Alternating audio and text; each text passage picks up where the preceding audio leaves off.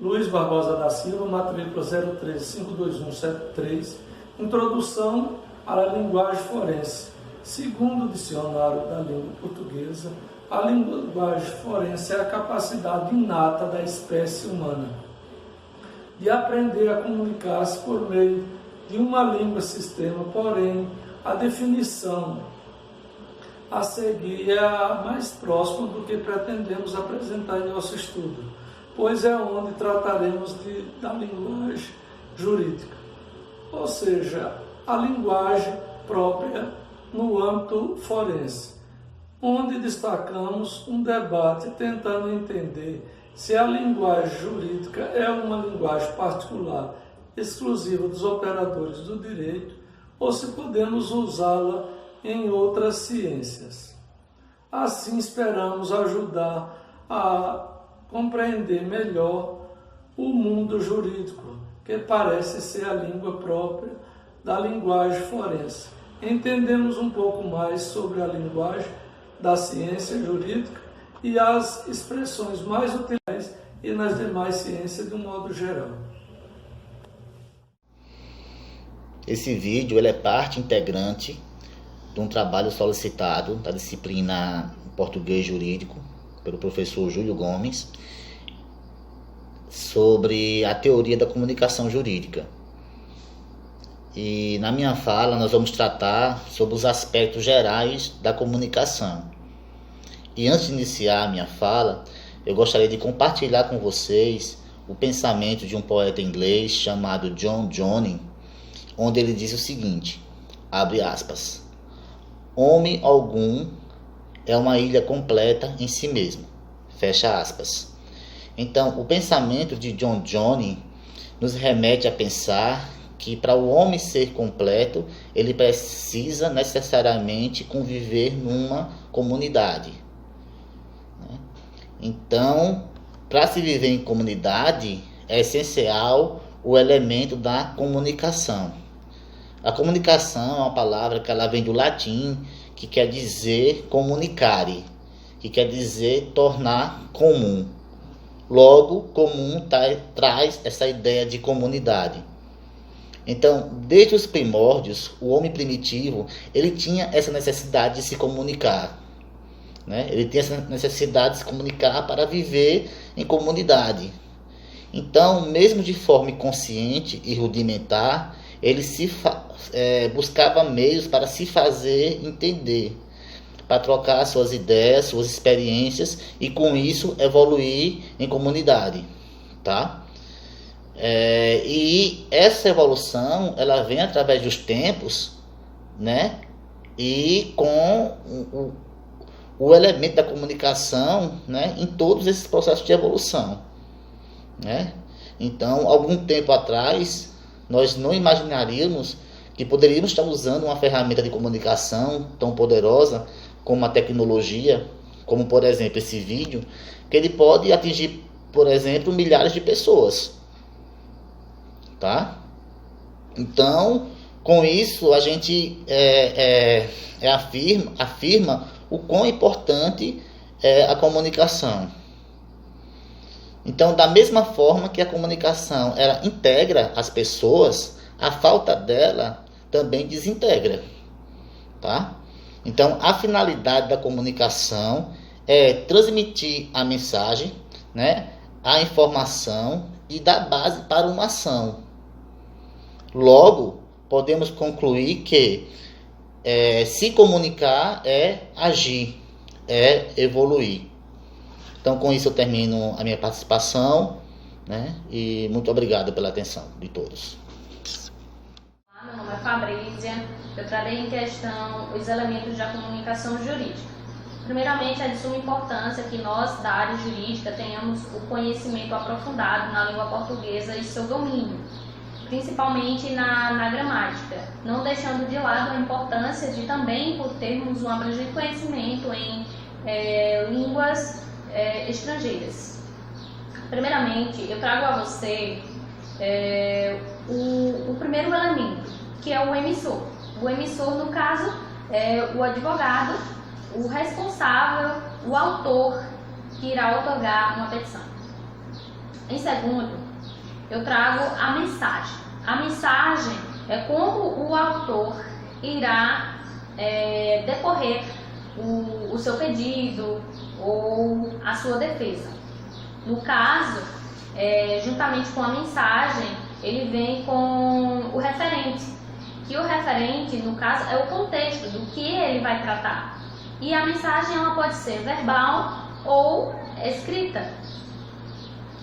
Em segundo, e depois disso vem o código. O código é a língua portuguesa, o que eu irei decorrer, a língua que eu irei falar, porque, de acordo com a CPC, a língua oficial no Brasil a se usar em petições iniciais é a língua portuguesa. Juntamente com o código, que é a língua portuguesa que eu vou usar, é o canal. No caso da escrita, é a folha da petição que o advogado irá usar. E juntamente com esse código, a língua portuguesa é de suma importância para que o receptor, no caso o réu, tenha pleno entendimento do que se trata, do assunto que ele irá decorrer ou do seu pedido, para que o juiz venha também a ter total coesão do assunto.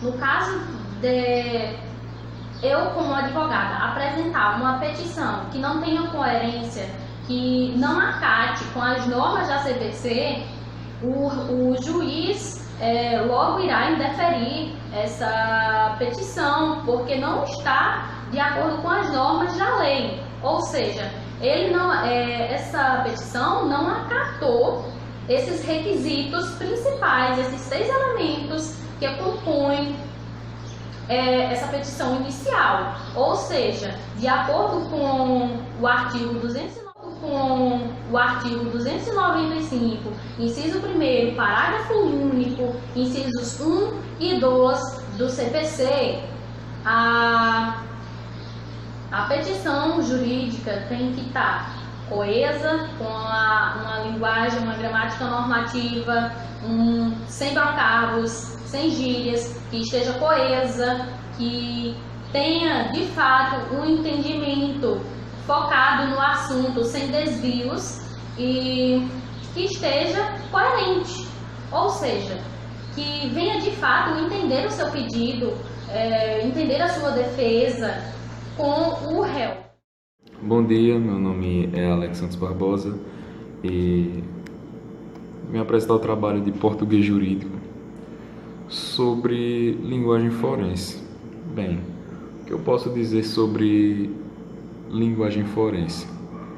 Que linguagem forense é usada pelos juristas para estabelecer uma comunicação de signos através dos falantes, né?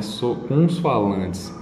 E forense vem de fórum, ou seja, repetindo, é para estabelecer a comunicação dos juristas advogados no fórum de forma de signos para a compreensão de todos, né? E quando digo signos, se refiro ao quê, né? Eu se refiro ao conceito de signo linguístico, que se refere a significante e significado, né? Significante é usado quando a palavra se demonstra materializada, ou seja, ela tem forma e provavelmente ela tem aparência física. Vou citar o nome de uma pessoa, vou falar de tal coisa no fórum, entendeu? Então eu estou falando de significante aí, porque eu estou falando de algo material. E o significado é quando se tem o significado da palavra, o conceito da palavra de forma imaterial. Totalmente ao contrário. Cito até o exemplo na obra, que se fala do termo advogado, que nele se refere aos conceitos de significante e significado. Significante é a forma da palavra advogado, por som ou letra, né? Ou imagem criada através do enunciador, né? E já o significado se toma de forma que se define a palavra advogado, como buscar o significado dela no dicionário. Ou seja, significante, eu vou falar do advogado, vou falar citando o nome e provavelmente da pessoa, citando a aparência, né? Porque está material, é físico. E já o significado, não, é totalmente ao contrário. Está citando apenas o conceito da palavra, no caso advogado. Então, podemos concluir que significante e o significado se refere à linguagem forense como toda forma de se comunicar com os falantes, né? E conseguir explicar de forma oratória sobre o caso abordado no fórum. De forma que todos entendam sobre o que se fala do advogado e sobre o advogado.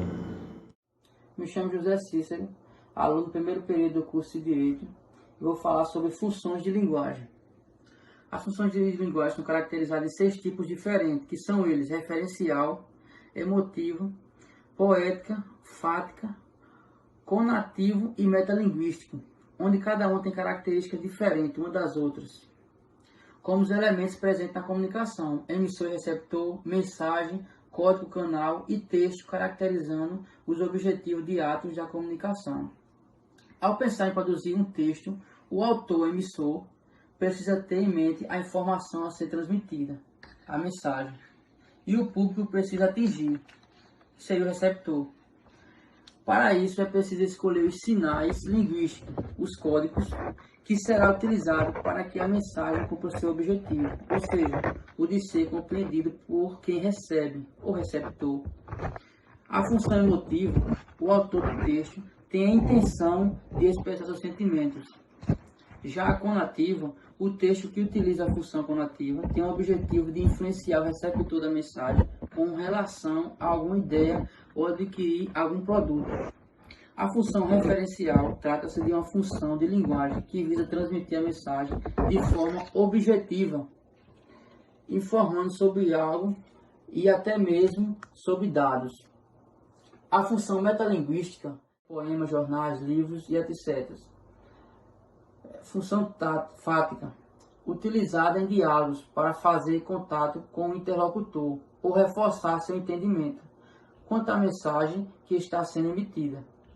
Função poética e última, contém quase que brincadeiras com as palavras, usando sonoridade, rimas e sentimentos. Os operadores de direito têm uma grande responsabilidade enquanto profissionais.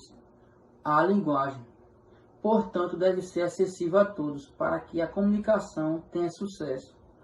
Como a linguagem do advogado, via de regra, é técnica, e esta pode não ser compreendida adequadamente quando for se comunicar com seus clientes, pois geralmente o primordial instrumento de trabalho de um advogado é a linguagem, isto é a sua arma, a qual este utiliza para aplicar todo o conhecimento aprendido e também para se comunicar com seus clientes, assim como outros operadores da área jurídica. Este não tem nenhum tipo de reconhecimento jurídico. Portanto, a linguagem é uma ligação que abrange todas as matérias jurídicas. Por possuir tal característica de interdisciplinaridade, a linguagem é a ferramenta laboral para qualquer operador do direito. Conclusão.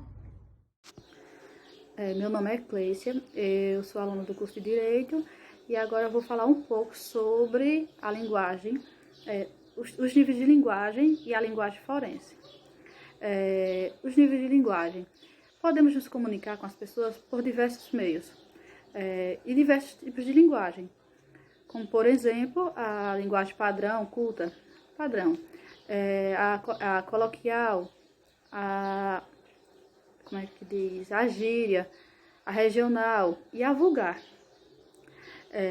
A linguagem culta padrão, ela é a linguagem, como está dizendo, padrão, ou deveria ser, porque é a linguagem ensinada nas escolas, é a que vem nas cartilhas.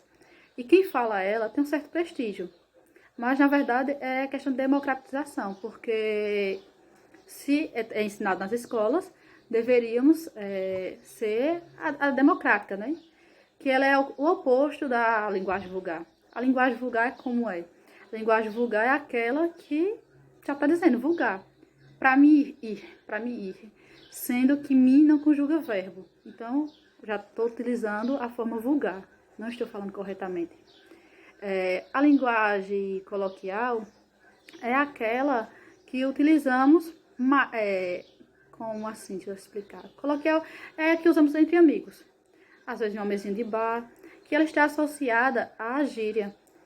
Eu tô com ranço de fulano. No caso, eu tô querendo dizer, na gíria, que eu tô com repúdio a fulano ou a algo. A linguagem regional é aquela que é mais a fala. Como no Brasil temos 5 regiões e cada região tem uma forma, a fala, que você conhece pelo sotaque, e você vê que é diferente de tal região. Então é a linguagem regional.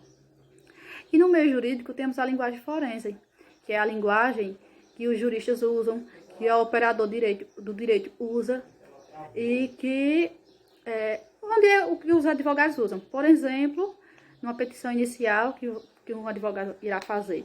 Ele tem que ter o domínio, ele tem que ter o conhecimento da linguagem forense para poder ele fazer aquela petição inicial. Então é isso.